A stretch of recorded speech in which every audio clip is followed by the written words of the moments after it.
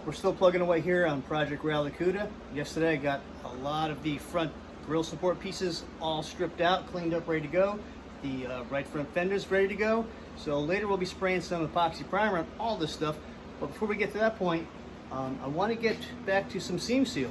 Now, you saw the video where we removed the seam sealer from the drip rail.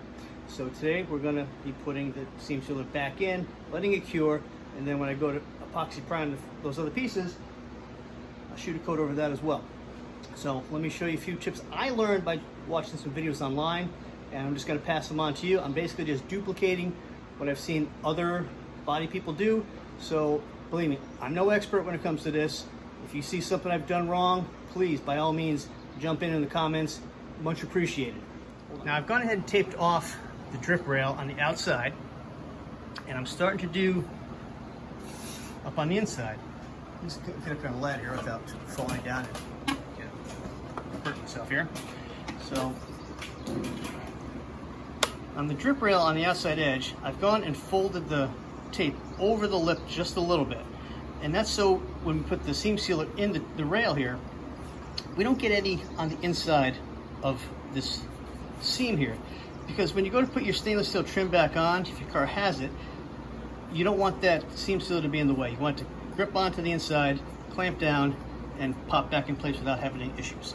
So that's done all the way to the back here. Now I'm gonna come up the side here. I've done a piece here. Now you can see by the reflection how it's shining here, you got this edge right there.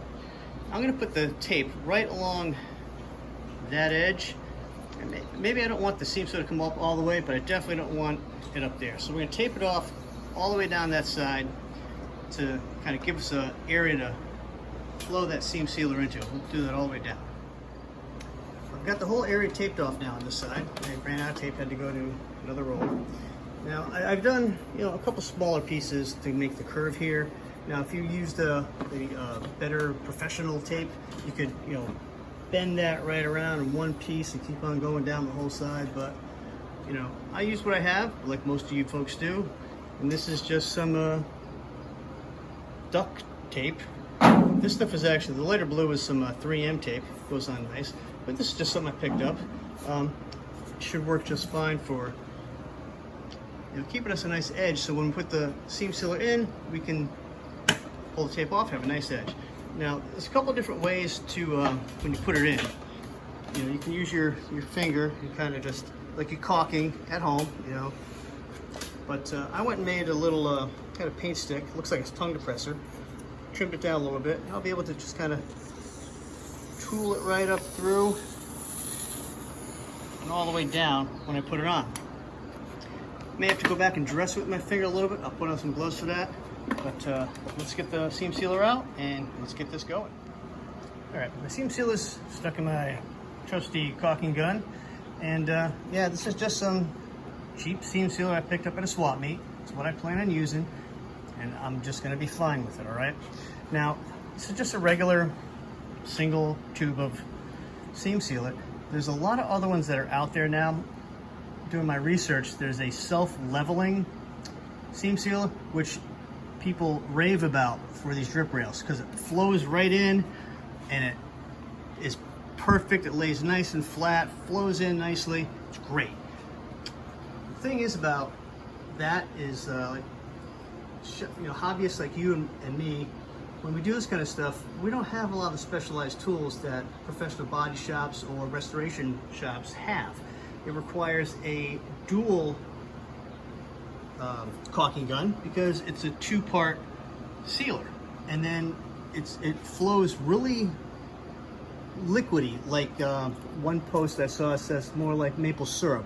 So doing these vertical runs on our cars, it would just like run all the way down. Not something that the novice hobbyist would be prepared to work with. Professionals have the right tools, heat guns, whatever they need to actually do it. They've got experience doing this. So while it's probably a better option for doing the drip rail, we're just gonna stick with the regular old-fashioned seam sealer and a caulk gun. Let me lace them out. And one thing I did note is that when you cut your tip, where's the tip? There it is. Nice and tight. put a small hole in the tip. You don't want to cut it back too far because you're not putting a big old glob. You're going to put just enough down in there to seal that seam.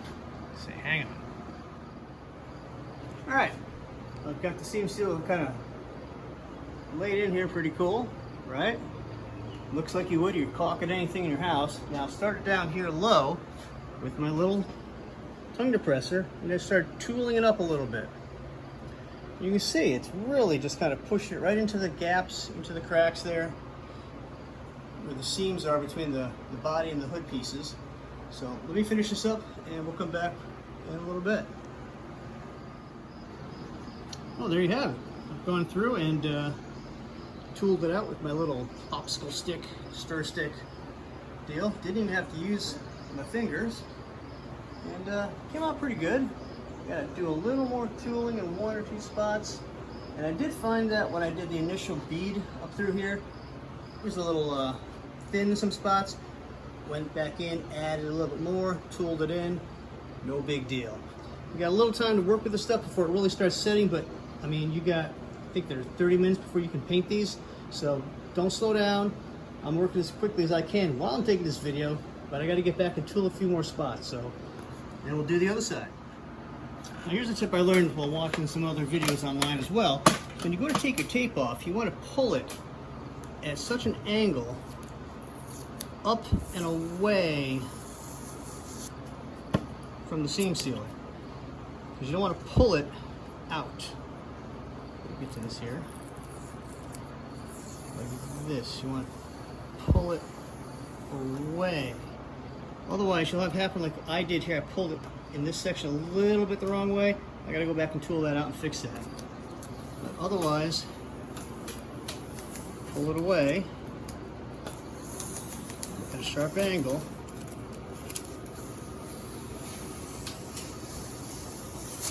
You get a nice clean edge.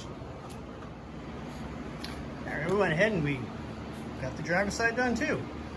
Not too bad. I mean, one of the areas you want to make sure you double check is you get this split right here.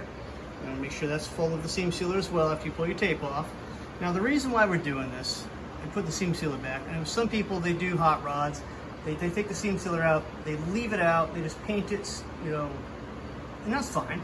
But you have this piece of sheet metal here on these cars. This one here, you got the seam here. Then you have the roof skin that comes down, and they're welded right through here. Water will get in here, get between these two panels, and then it'll just rot this whole edge out. Really kind of ruin your day. So, and I know a lot of you are thinking, well, my car's gonna be a show car, it's gonna be garaged all the time. That's great, but you are gonna drive it at some point, it'll rain, or if you're making one of these older cars, your daily driver, well, you kind of want to preserve it as long as possible. You're going to want to do the seam sealer. Well, that's it. Again, I don't do this every day. I'm not a body person.